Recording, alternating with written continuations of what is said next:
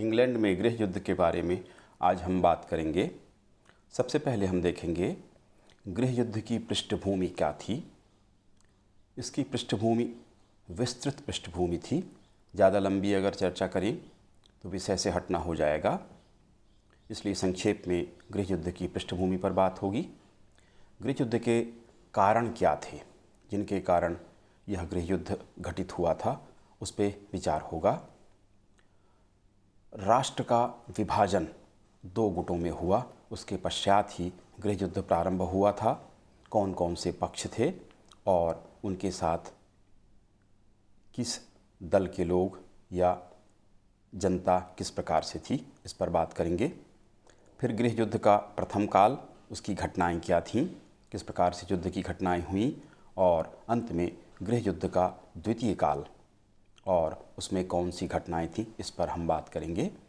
ये जो पहला वीडियो है इसमें हम बात कर रहे हैं गृह युद्ध के प्रथम भाग के बारे में। द्वितीय भाग में फिर उसके कारण, असफलता, सफलता के कारण और उसके निष्कर्ष आदि पर हम द्वितीय भाग में विचार करेंगे। आइए हम देख लेते हैं गृह युद्ध की पृष्ठभूमि क्या थी। ट्यूडर वंश का शासन 1485 से प्रारंभ हुआ था और 1603 तक ये ट्यूडर वंश का शासन चला। इस वंश की अंतिम शासिका क्वीन एलिजाबेथ थीं। क्योंकि ये अविवाहित थीं, इस कारण से इनका वंश आगे नहीं बढ़ा और एक नवीन वंश की स्थापना इंग्लैंड में हुई। 1603 से स्टुअर्ट वंश का शासन प्रारंभ होता है। जेम्स प्रथम 1603 से 1625 तक शासक के रूप में रहा। इसके काल में राजा और संसद का संघर्ष प्रारंभ हो चुका था। एक दूसरे के विरोध में खड़े हो चुके थे, पक्ष विपक्ष बन चुका था, संघर्ष भी हुआ। उसके पुत्र चार्ल्स का जब काल आया तो उसने इतिहास से कोई सबक नहीं लिया। चार्ल्स प्रथम का काल 1625 से 1649 ईस्वी तक रहा और संसद के साथ लगातार अनवरत संघर्ष उसका चलता रहा और इसी के परिणाम स्वरूप इसके काल में, चार्ल्स प्रथम के काल में, इंग्लैंड का गृह युद्ध लड़ा गया, जिसके बारे में हम बात करने वाले हैं। गृह युद्ध से अर्थ यदि कहा जाए तो राजा और संसद के मध्य संघर्ष से था और ये संघर्ष युद्ध तक जा पहुंचा था, इसलिए इसे गृह युद्ध कहा गया। सेना और जनता भी दोनों पक्षों में बट चुकी थी। मूल कारण शक्ति के स्रोत की समस्या थी। राजा का यह मानना था कि वह दैवी अधिकारों से संपन्न है और शक्ति का स्रोत वह है, जबकि संसद का ये मानना था कि वो जनता से, संसद के सदस्य, हाउस ऑफ कॉमन्स के सदस्य जनता से चुनकर आते हैं, इसलिए वास्तविक शक्ति उनके पास है। और इसी बात को लेकर दोनों के बीच संघर्ष की स्थिति हुई और अंततः युद्ध का रूप उसने लिया और पूरा इंग्लैंड दो भागों में बट गया और बटकर फिर इनके बीच गृह युद्ध लड़ा गया। इसी को गृह युद्ध के नाम से जाना जाता है। राजा और संसद के मध्य संघर्ष का मूल कारण, जैसे मैंने चर्चा की, शक्ति या प्रभुता के प्रश्न पर था। संसद को राजाओं, जेम्स व चार्ल्स के दैवी अधिकार के सिद्धांत से मूल विरोध था। आगे हम इनके कथनों से बात स्पष्ट होती है।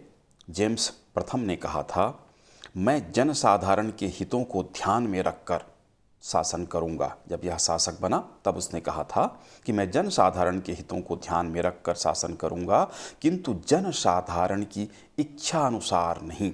स्पष्ट रूप से उसने लोकतंत्र की उपेक्षा की बात की।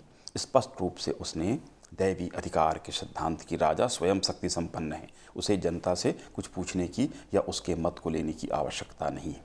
इसी से जेम्स प्रथम कैसा था, उसकी सोच क्या थी, स्पष्ट हो जाता है। रैमजे म्यूर के अनुसार राजा के देवी अधिकार का सिद्धांत संसदीय विचारधारा से तनिक भी मेल नहीं खाता था। यह प्राचीन सामंतवाद के अनुकूल था। स्पष्ट रूप से कह रहे हैं कि तानाशाही शासन थी के ऊपर ये विश्वास करते थे। लोकतंत्र के अनुकूल संसदीय शासन प्रणाली की जो विचारधारा है लोकतंत्र पर आधारित है। तो इस तरह से रैमजे म्यूर ने भी स्पष्ट किया। इसके बाद चार्ल्स प्रथम जब शासक बना तो उसने भी ये कहा था, यदि संसद मेरी आवश्यकताओं को पूरा नहीं करेगी तो मैं उस शक्ति का प्रयोग करूंगा जो ईश्वर ने मुझे प्रदान की है। यहाँ भी चार्ल्स प्रथम अपनी दैवी अधिकार संपन्न होने की बात का दावा कर रहा है। इससे स्पष्ट हो जाता है कि इन दोनों राजाओं की विचारधारा कैसी थी।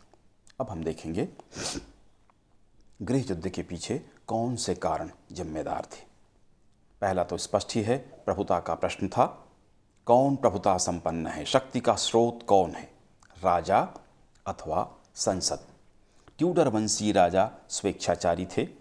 स्टुअर्ट शासकों ने भी उसी निरंकुशता का पालन किया, जिसके कारण संसद के साथ इनका संघर्ष हुआ।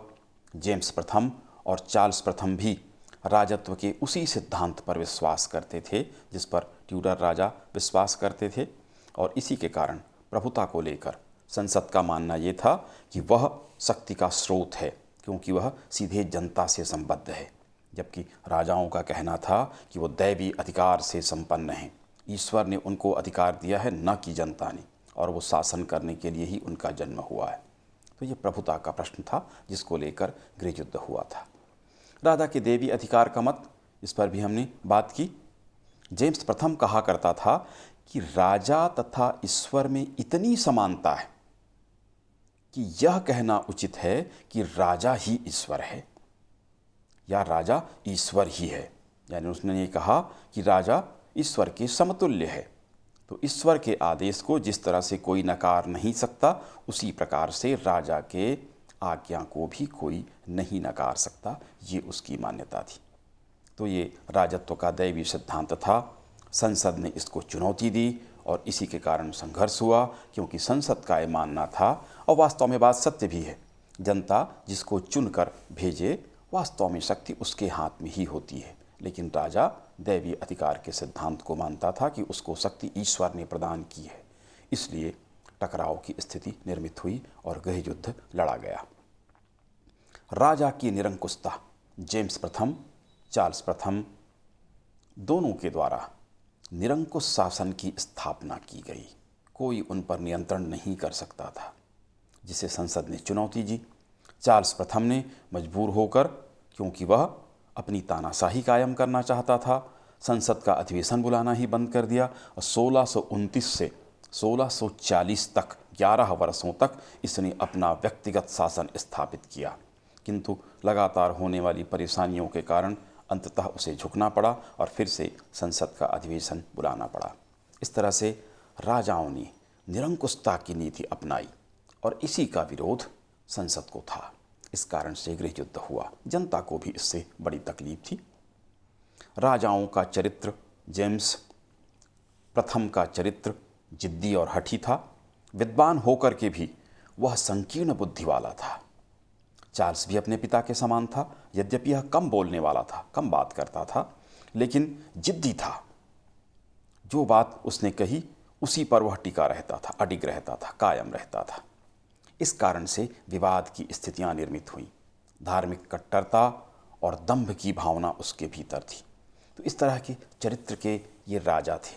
यदि वे समझौतावादी होते, उदारवादी होते, या कम से कम परिस्थितियों को देखकर जल्दी झुक जाते। चार्ल्स ने झुकना स्वीकार किया, लेकिन अंतिम समय में पहले ही उन बातों को स्वीकार यदि वो कर लेता तो आसानी के साथ शासन चल सकता था और गृह युद्ध की घटना घटित न होती। तो राजाओं के चरित्र ने भी ये भूमिका निभाई। राजा को धन की कमी, राजा को व्यक्तिगत व्यय के लिए भी संसद से राशि स्वीकृत करानी पड़ती थी, और ये राजा के स्वभाव के विपरीत था, क्योंकि संसद से उनको पैसा मांगना पड़ता था, जबकि वो मांगता नहीं था, क्योंकि वो राजा था। इसलिए केवल अपनी आवश्यकताएं कि इतने इतने पैसे की आवश्यकता है, इसकी बात वह रखता था, जबकि वह स्पष्ट नहीं करता था कि किस कारण से पैसे की आवश्यकता है, क्योंकि उसको लगता था कि मैं राजा हूं, इसलिए मैं संसद को स्पष्ट क्यों करूं। जो मुझे आवश्यकता है, संसद के पास औपचारिक अधिकार हैं, इसलिए वो स्वीकृत करे। लेकिन संसद कारण जानना चाहती थी, उसे प्राप्त होते नहीं थे, इस कारण वो धन स्वीकृत नहीं करती थी। स्पेन और फ्रांस के साथ युद्ध होने के कारण भी राजा को अधिक धन की आवश्यकता थी, लेकिन संसद ने स्वीकृति नहीं दी। असंवैधानिक कर इस कारण से उसने लगा दिए। आर्थिक दंड के माध्यम से धनराशि प्राप्त करने की कोशिश की। इस प्रकार से उसने संवैधानिक रीति से धन प्राप्त नहीं किया और इसका विरोध संसद ने और स्वाभाविक रूप से जनता ने भी किया, क्योंकि वो भी इस बात से वाकिफ थी कि वास्तविक अधिकार कर लगाने का संसद के पास ही है और राजा बिना अनुमति लिए, बिना स्वीकृति के संसद के स्वयं कर लगा रहा है। इस कारण से उसका विरोध हुआ। राजा का जनता से संपर्क नहीं था। राजा तो राजा था, क्योंकि राजा अपने आप को ये मानता था कि उसको राजा ईश्वर ने बनाया है, इसलिए जनता की ओर ध्यान देना उसके लिए आवश्यक नहीं था, ऐसा उसकी मान्यता थी। उसके सुख दुख में वो संपर्क करता नहीं था, इसलिए जनता के साथ उसका कोई लेना देना नहीं था। इसलिए राजा लोकप्रिय भी नहीं थे। जब संकट की घड़ी आई तो जनता ने उनका साथ नहीं दिया और इसी कारण जनता ने उनका विरोध शुरू किया। अवैधानिक कर, जैसा कि हमने चर्चा की, राजा ने लगाए। संसद की अनुमति के बिना अनेक कर लगा दिए, जिनमें टनेज और पाउंडेज नाम के कर प्रमुख थे। आर्थिक दंड देकर भी ये इनके इन प्रकारेण धन प्राप्त करने की कोशिश उसके द्वारा की गई। बिना संसद की अनुमति लिए उसने ये किया, जबकि नियम ये था कि संसद से कर लगाने के लिए अनुमति लेनी चाहिए, किंतु ऐसा उसने नहीं किया।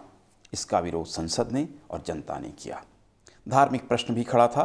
राजा कट्टर कैथोलिक था, दोनों राजा कैथोलिक थे, कट्टर कैथोलिक थे, और वो चाहते थे कि उनके देश में कैथोलिक धर्म को मानने वाले लोग हों। लेकिन संसद के जो अधिकांश सदस्य थे वो प्यूरिटन मत प्रोटेस्टेंट मत की एक शाखा थी, उसको मानने वाले थे। इसलिए दोनों के बीच एक धार्मिक प्रश्न खड़ा हुआ था।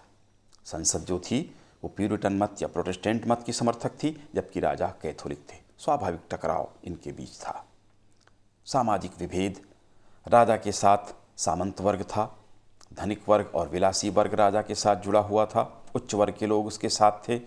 संसद के साथ मध्यम वर्ग, निम्न वर्ग जो कर्मठ थे, श्रमशील थे, काम करने वाले थे, और ये सब लोग संसद के साथ थे। इस प्रकार से सामाजिक रूप से भी इंग्लैंड दो भागों में बंट चुका था। एक राजा का पक्ष था और एक संसद का पक्ष था, और ऐसी स्थिति में ही गृह युद्ध होते हैं।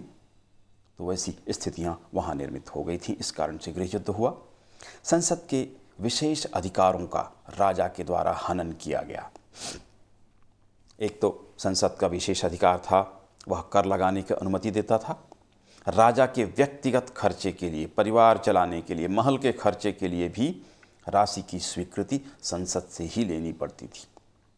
इसके अलावा संसद का यह भी विशेषाधिकार था कि अधिवेशन के दौरान उनको गिरफ्तार नहीं किया जा सकता था, या संसद के अधिवेशन के समय सैनिक या पुलिस का प्रवेश संसद भवन में नहीं हो सकता था। लेकिन राजा ने कर भी लगाया बिना संसद की अनुमति से, और 400 सैनिक लेकर संसद भवन में वह पहुंच गया था, क्योंकि उसको यह खबर हुई थी कि महारानी के ऊपर हेनरिटा मारिया थी रानी। जनता और संसद के लोग उसको देशद्रोही मानते थे उसको। इस कारण से उस पर अभियोग चलाने की तैयारी हो रही है संसद में, ऐसी जानकारी राजा को हुई। राजा अपने साथ 400 सैनिक लेकर संसद भवन में घुस गया, प्रवेश किया उसने। यद्यपि जिन 5 सदस्यों को वह गिरफ्तार करना चाहता था उनको खबर पहले से हो चुकी थी और वो वहाँ से भाग चुके थे, लेकिन यह संसद के विशेष अधिकारों का खुला उल्लंघन था। संसद इससे रुष्ट हो गई और विरोध राजा और इनके बीच बढ़ गया। अगला था महान विरोध पत्र। 1641 में संसद के नेता पिम थे नेता, राजा के द्वारा की जा रही लगातार त्रुटियों के सुधार के लिए एक मांग पत्र प्रस्तुत किया, जो महान विरोध पत्र कहलाता है। मांग थी उसमें राजा के उनके खिलाफ जो उसने गलतियां की थी उसके लिए विरोध जताया गया था, और मांग की गई थी कि उसमें क्या क्या सुधार होने चाहिए। राजा ने इसको देखा और अस्वीकार कर दिया। इस कारण फिर टकराव आगे बढ़ा। अगला कारण था जन चेतना। जनता में चेतना आ गई थी। इस समय तक इंग्लैंड के लोग भी जागृत हो चुके थे, पुनः जागरण की घटना घट चुकी थी। प्रोटेस्टेंट धर्म सुधार आंदोलन भी चल चुका था। इन सब के कारण धार्मिक जागृति भी लोगों में आ गई थी और सामान्य जागृति भी आ गई थी।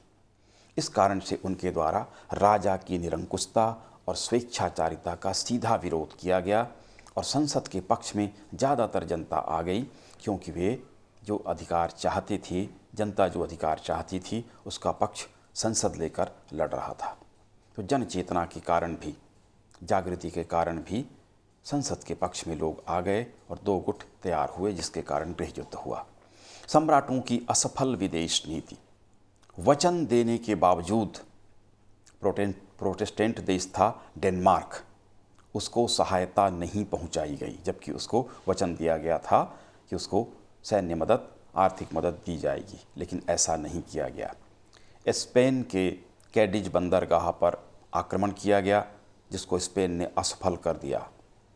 फ्रांस में ह्यूगनॉट्स थे, ह्यूगनॉट्स प्रोटेस्टेंट्स को वहाँ के कहा जाता है, उनको मदद नहीं दी गई। इसके अलावा फ्रांस की राजकुमारी हेनरीटा मारिया के साथ राजा ने विवाह किया। जनता और संसद के लोग उसको स्वीकार करने को तैयार नहीं थे, उसको देशद्रोही मानते थे। कट्टर कैथोलिक राजकुमारी थी, इसलिए जनता और संसद ये नहीं चाहती थी कि राजा वहाँ विवाह करे, किंतु राजा ने ऐसा किया। इस प्रकार जो उसकी विदेश नीति थी, जनता और संसद उससे रुष्ट थी। तो सम्राटों की जो विदेश नीति थी वो असफल थी। इस कारण से भी इनके बीच विदेश नीति को लेकर टकराव हुआ। रानी हेनरीटा मारिया, जैसे कि मैंने चर्चा की, अभी भी चर्चा की, कि ये फ्रांस की राजकुमारी थी, चार्ल्स प्रथम की पत्नी थी। यह फ्रांस के शासक लुई 13वें की बहन थी। जनता इसे देशद्रोही मानती थी और रानी को, जैसा कि हमने चर्चा भी की, उस पर महाभियोग चलाना चाहती है संसद, ऐसी जानकारी राजा को प्राप्त हुई थी। चाहे उस बात में सच्चाई थी या नहीं थी, लेकिन ऐसी भावना तो संसद की अवश्य थी कि वो रानी से घृणा करते थे, उसे देशद्रोही मानते थे। तो रानी भी एक कारण बनी। चार्ल्स प्रथम के सलाहकार थे, उनसे संसद और जनता के लोग नाराज थे। विलियम लॉट, वेंटमबर्थ और रानी हेनरीटा मारिया उसके प्रमुख सलाहकार के रूप में थे। जनता इन तीनों से नफरत करती थी, इन तीनों को स्वीकार करने को तैयार नहीं थी। इस कारण टकराव और बढ़ा। स्कॉटलैंड से समझौते का संदेह। राजा ने स्कॉटलैंड की यात्रा की, स्कॉटलैंड के प्रति वह प्रेम प्रदर्शित करता था। जनता और संसद इसको संदेह की दृष्टि से देखती थी। उनको ऐसा लगता था कि राजा स्कॉटलैंड के साथ मिलकर कोई गोपनीय षड्यंत्र कर रहा है संसद के खिलाफ और प्रोटेस्टेंट लोगों के खिलाफ, ये उसकी मान्यता थी। और अगला था मिलिशिया बिल पास करना। संसद के द्वारा सेना पर नियंत्रण स्थापित करने के लिए, संसद का नियंत्रण स्थापित करने के लिए सेना पर मिलिशिया बिल पास कर दिया गया। यदि यह स्वीकृत हो जाता या राजा उसमें हस्ताक्षर करता तो राजा के अधिकार सेना के मामले में समाप्त हो जाते। संसद ने सेना के अधिकारी नियुक्त करने शुरू कर दिए और हल्के बारूद खाना जो था उस पर अपना नियंत्रण भी कर लिया। राजा के पास जब यह बिल गया तो उसने हस्ताक्षर करने से मना कर दिया। अब इस तरह सीधा टकराव शुरू हो गया और राजा ने भी ये माना कि अब संसद सैनिक नियंत्रण करके युद्ध की तैयारी कर रही है, और वास्तव में ऐसा था भी। इस कारण से स्थिति और खराब हुई। इसी समय आयरलैंड में विद्रोह हुआ। अक्टूबर 1641 में आयरलैंड में विद्रोह हुआ। यहाँ लगभग 5000 प्रोटेस्टेंट विद्रोह में मारे गए। इससे संसद की यह धारणा प्रबल हुई कि राजा आयरिश कैथोलिकों के साथ मिलकर संसद के साथ संघर्ष करने की योजना बना रहा है, स्कॉटलैंड और आयरलैंड की मदद लेना चाहता है और वह इंग्लैंड में संसद के खिलाफ युद्ध छिड़ेगा। ऐसी जानकारियां इनको मिलनी शुरू हुई या ऐसा उन्होंने संदेह किया और इस कारण गृह युद्ध की स्थिति निर्मित हो गई। ये सभी तात्कालिक घटनाएं थी कुछ समय पूर्व की। इसी समय संसद ने 19 प्रस्ताव पारित किए। 19 प्रस्ताव राजा के समक्ष 19 प्रस्ताव भेजे गए हस्ताक्षर के लिए। यदि इसे राजा स्वीकार कर लेता तो चर्च और सेना पर, मंत्रिपरिषद पर और न्याय व्यवस्था पर संसद का पूर्ण नियंत्रण स्थापित हो जाता। चार्ल्स ने इसको अस्वीकार कर दिया और यह स्पष्ट हो गया कि अब युद्ध अनिवार्य है। इन तात्कालिक घटनाओं के कारण युद्ध का होना, लगभग गृह युद्ध का होना तय हो चुका था।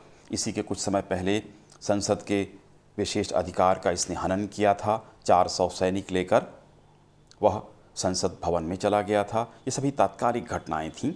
इन कारणों से अंततः युद्ध की स्थिति निर्मित हुई। अब हम देखेंगे राष्ट्र का दो पक्षों में किस प्रकार विभाजन हुआ, कौन किसके पक्ष में था। राजा के पक्ष में हाउस ऑफ कॉमन्स के 175 सदस्य, हाउस ऑफ लॉर्ड्स के 80 सदस्य, बड़े व्यापारी वर्ग, जमींदार वर्ग, एंग्लिकन चर्च के समर्थक, कैथोलिक, रूढ़िवादी एवं कृषि क्षेत्र के लोग अर्थात उत्तर और पश्चिम इंग्लैंड के लोग राजा के पक्ष में थे। संसद के पक्ष में हाउस ऑफ कॉमन्स के 315 सदस्य थे। हाउस ऑफ कॉमन्स के सदस्य संसद के पक्ष में ज़्यादा थे। हाउस ऑफ लॉर्ड्स के 30 सदस्य, हाउस ऑफ लॉर्ड के सदस्य की संख्या संसद के पक्ष में कम थी, स्वाभाविक था। छोटे कृषक, छोटे व्यापारी, मध्यम वर्ग तथा उद्योग प्रधान इंग्लैंड का क्षेत्र था, वो इनके साथ था। दक्षिण और पूर्वी इंग्लैंड ये संसद के पक्ष में था। इस प्रकार इंग्लैंड दो पक्ष में, दो गुटों में बंट चुका था। इन परिस्थितियों में गृह युद्ध प्रारंभ हुआ। प्रथम काल 1642 से 1646 तक चला। पहला संघर्ष हुआ था एज हिल का युद्ध। राजा एवं संसद की सेनाओं के बीच प्रथम महत्वपूर्ण युद्ध एज हिल नाम के स्थान पर हुआ था 23 अक्टूबर 1642 को। यह युद्ध अनिर्णीत रहा, कोई भी सफल पूर्णतः नहीं हुआ। दूसरा युद्ध हुआ चार्ल ग्रोव तथा न्यूबरी के युद्ध। 1643 ईस्वी में चार्ल ग्रोव और न्यूबरी नाम के स्थान पर युद्ध हुआ। राजा की इसमें विजय हुई। इसमें संसद की ओर से संसद के नेता हैम्पटन युद्ध करता हुआ मारा गया। अगला युद्ध था मास्टन मूर का युद्ध। 1640 में संसद के नेता पिम ने स्कॉटलैंड से संधि की। स्कॉट लोगों की मांग ये थी कि भविष्य में प्रेस्बिटेरियन मत को इंग्लैंड का राजधर्म स्वीकार किया जाए। इसको स्वीकार किया गया। संसद का पक्ष इससे सबल हो गया, शक्ति उनकी बढ़ गई। राजा ने भी काउंटर करने की कोशिश की और आयरलैंड के साथ उसने संधि की। इस तरह स्कॉटलैंड संसद के पक्ष में और आयरलैंड राजा के पक्ष में आ गया। 2 जुलाई 1644 को मास्टन मूर नामक स्थान पर युद्ध हुआ। इसमें संसद की सेना विजयी हुई। इसका श्रेय ओलिवर क्रॉमवेल को जाता है, जिसने न्यू मॉडल आर्मी गठित की थी। इसके पश्चात नेजबी का युद्ध हुआ। क्रॉमवेल ने सेना में अनेक सुधार किए और जैसा मैंने चर्चा की, न्यू मॉडल आर्मी उसने तैयार की। इस राष्ट्रीय सेना ने 14 जून 1645 को नेजबी के युद्ध क्षेत्र में राजा की सेना को बुरी तरह से पराजित किया। इस तरह प्रथम गृह युद्ध का अंत हुआ। ये प्रथम भाग था, उसका अंत हुआ। चार्ल्स प्रथम का समर्पण 1646 में स्कॉटलैंड में चार्ल्स के पक्ष में अर्ल ऑफ माउंटरोज ने विद्रोह कर दिया। अतः चार्ल्स स्कॉटलैंड चला गया, परंतु 1645 में उसका समर्थक माउंटरोज पराजित हो गया। जब चार्ल्स ने देखा कि संसद की सेना ऑक्सफोर्ड पर विजय प्राप्त कर लेगी, तो उसने 1646 में स्कॉटलैंड की सेना के समक्ष आत्मसमर्पण कर दिया। ये प्रथम काल था। राजा ने स्कॉटलैंड की सेना के समक्ष आत्मसमर्पण कर दिया था। गृह युद्ध का द्वितीय काल शुरू होता है 1648-1649, लंबे समय तक नहीं चला। राजा के समर्पण के पश्चात स्कॉटलैंड की सेना के साथ समझौते का उसने प्रयास किया। अपने प्रयास इसने नहीं छोड़े। स्कॉटलैंड की सेना की मांग थी कि प्रेस्बिटेरियन धर्म को राजा मान्यता दे दे तो वह उनके पक्ष में हो जाएगा, राष्ट्रीय धर्म के रूप में स्वीकार कर ले। लेकिन राजा अभी भी जिद्दी बना रहा। उसने अपने सिद्धांतों में कोई समझौता करना स्वीकार नहीं किया। स्कॉटलैंड की सेना ने राजा को संसद की सेना को सौंप दिया। बदले में उसको मुआवजा प्राप्त हुआ और राजा सेना के मुख्य सेना जो इंग्लैंड की थी उसके पास आ गया। सेना ने अपनी शर्तों पर पुनः चार्ल्स को राजा बनाने हेतु प्रस्ताव रखा कि संसद का सेना पर 10 वर्ष हेतु नियंत्रण राजा दे दे, प्रोटेस्टेंट धर्म को राजधर्म स्वीकार कर ले तथा सहिष्णुता की नीति पालन करने का वचन यदि वो दे दे तो चार्ल्स को फिर से राजा बनाया जा सकता है। यहाँ भी वह चूक गया, उसने स्वीकार नहीं किया। यदि राजा स्वीकार कर लेता तो यहीं पर गृह युद्ध समाप्त हो सकता था, सेना भी उसके पक्ष में आ जाती, तो संसद के लोग भी कुछ नहीं कर पाते। किंतु ऐसा नहीं हुआ। राजा का जिद्दी स्वभाव आड़े आया। राजा के भविष्य को लेकर संसद और क्रॉमवेल की सेना में मतभेद शुरू हुआ। इसका लाभ लेकर राजा ने स्कॉटलैंड की सेना से संपर्क किया। स्कॉटलैंड की मांग को उसने अब स्वीकार किया और स्कॉटलैंड की सेना राजा के पक्ष में हो गई। इस तरह से अगला युद्ध प्रेस्टन का युद्ध हुआ। अब राजा, आयरलैंड की सेना और स्कॉटलैंड की सेना, ऐसा लगता था कि राजा अब अवश्य विजयी हो जाएगा, क्योंकि स्कॉटलैंड की सेना ने उसके खिलाफ भयंकर युद्ध किए थे। तो स्कॉटलैंड की सेना उसके पक्ष में आ गई, आयरलैंड की सेना और राजा के समर्थक, राजा की स्वयं की सेना। इस तरह से युद्ध हुआ। इस सेना का नेतृत्व किया था हैमिल्टन ने। संसद की सेना का नेतृत्व ओलिवर क्रॉमवेल कर रहा था। अगस्त 1648 में युद्ध हुआ, प्रेस्टन का युद्ध। और इस युद्ध में क्रॉमवेल ने या संसद की सेना ने राजा की संयुक्त सेना को, आयरलैंड, स्कॉटलैंड, राजा की सेना को बुरी तरह से परास्त किया और गृह युद्ध समाप्त हो गया। इसमें मुख्य भूमिका ओलिवर क्रॉमवेल की थी, क्योंकि उसने अनुशासित और दृढ़ सैनिक तैयार किए थे जो न्यू मॉडल आर्मी कहलाती थी। उसके समक्ष राजा की सेना, जबकि उसके साथ स्कॉटलैंड और आयरलैंड की सेना पहले से उसके साथ थी, तो आयरलैंड, स्कॉटलैंड और राजा की सेना, तीनों सेना संयुक्त रूप से भी उसको पराजित नहीं कर पाई और उसको परास्त होना पड़ा। प्राइड का नस्तर। गृह युद्ध समाप्त होने के पश्चात राजा संसद से समझौता करना चाहता था। अब जाके वो संसद की ओर झुकना शुरू उसने किया। संसद के सदस्य भी राजा के पक्ष में आते दिख रहे थे। इस समय ऐसा लग रहा था कि संसद और राजा, आयरलैंड, स्कॉटलैंड एक हो जाएंगे और क्रॉमवेल की सेना अलग हो जाएगी। इन परिस्थितियों में 6 दिसंबर 1648 को क्रॉमवेल ने कर्नल प्राइड को नियुक्त किया। उसने 47 प्रेसिबिटेरियन सांसदों को बंदी बना लिया, 96 सदस्यों को संसद से बाहर निकाल दिया। इस घटना को प्राइड का नस्तर या प्राइड्स पर्ज कहा जाता है। इसके बाद जो बचे वो रंप संसद कहलाते हैं। अवशिष्ट संसद या बचे हुए शेष संसद के सदस्य, इसको रंप संसद का नाम दिया गया, के नाम से जाना जाता है। दीर्घ संसद में 490 सदस्यों में से 60 सदस्यों को ही हाउस ऑफ कॉमन्स के सदस्य के रूप में मान्यता दी गई। यह अधूरी संसद थी, इसीलिए इसको अवशिष्ट संसद या रंप संसद कहा गया।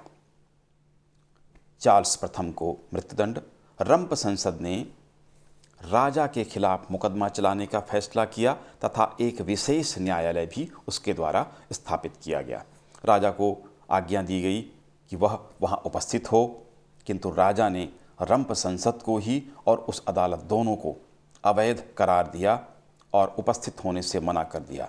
इस अदालत ने राजा को दोषी करार दिया तथा मृत्युदंड का आदेश सुना दिया। इसके बाद राजकुमार प्रिंस ऑफ वेल्स ने अंतिम प्रयास किया। राजा को बचाने की कोशिश उसने की।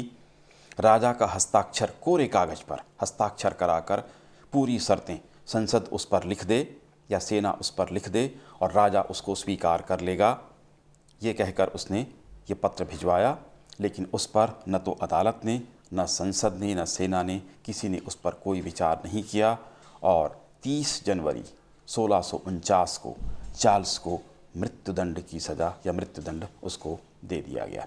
इस प्रकार से इंग्लैंड का जो ये गृह युद्ध था वह गृह युद्ध समाप्त हुआ।